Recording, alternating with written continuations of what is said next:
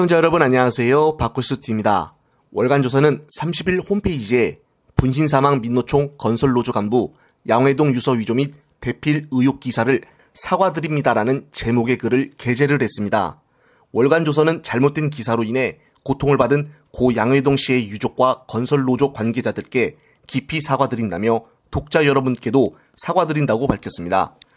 월간조선은 지난 18일 단독 분신사망 민노총 건설노조 간부 양회동 유서 위조 및 대필 의혹이라는 제목의 기사에서 영장실질 심사를 앞두고 분신 사망을 한 고 양회동 씨의 유서 3장 중에 한 장은 그 시체가 다른 것으로 파악이 됐다며 누군가의 양 씨의 유조를 위조를 했거나 대필했다는 의혹이 제기될 수도 있다는 지적이라고 보도를 했었습니다. 그러나 양회동 씨의 유족과 건설노조 대리인 여연심 변호사가 국제법 과학감정원에 의뢰를 한 필적 감정 결과 상사한 필적으로 사료된다는 결론이 나왔습니다. 양지 대장이 남긴 유서와 수첩, 문서 등의 필적이 서로 비슷하다는 것입니다. 또한 MBC 전문가 2명에게 의뢰를 한 필적 감정에서도 동일인이 있었을 가능성이 높다는 결론이 나왔다고 보도를 했습니다. 월간조선은 기사 출고 이후 필적 감정 업체 2곳의 필적 감정을 의뢰를 했으며 21일, 29일 유서의 필체가 동일하다는 답변을 받았다며 의혹이 사실이 아님을 확인한 것이라고 말을 했습니다. 월간조선은 내부적으로 이번 사태의 책임 소재를 가리는 한편 이번 같은 일이 재발되지 않도록 취재, 송고 시스템 정비를 독자 여러분께 약속을 드린다고 밝혔습니다.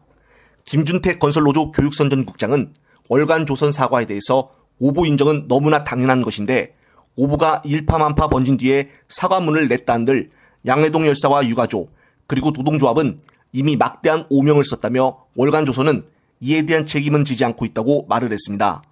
김 국장은 기사를 쓴 김광주 기자는 건설노조 쪽에 수차례가 아닌 한 차례 전화를 했다며 기사를 보게 되면 사실관계를 확인하지도 않은 취재에 대한 면피성 반론으로 보인다고 했습니다. 김 국장은 또한 조선일보와 조선NS는 분신방조 의혹을 제기를 한 오보에 대한 사과를 아직도 하지 않고 있다고 밝혔습니다. 정말 유가족들을 2번 아프게 하는 사건이었는데 그에 따른 적절한 보상도 받지 못하는 이런 상황이 참 가슴 아플 뿐입니다.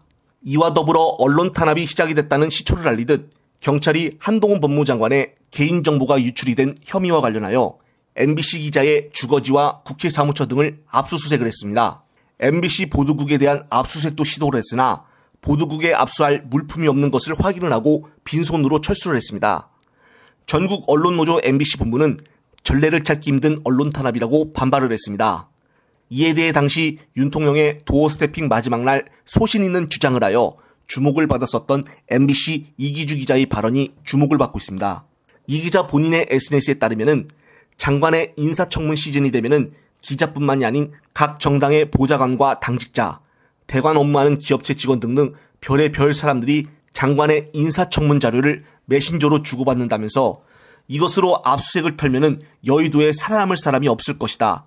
이게 뭐 얼마나 대단한 사건이라고 MBC의 압수색까지 나온 것인지 우길기라도 흔들면은 좀 멈추려나 처참한 현실을 기록으로 남겨야 한다며 한동훈에 대해서 강하게 비판을 했습니다. 한상혁 방통위원장을 윤통령이 면직 제가를 시킴으로써 남은 2달 임기를 마치지를 못하고 물러나게 되었고 이제는 정말로 본격적으로 언론 탄압으로 들어갈 것으로 보여져 국민들의 분노는 폭발하기가 일부 직전입니다. 영상을 보신 구독자님들은 어떤 생각이 드시나요? 이번 영상은 여기까지입니다.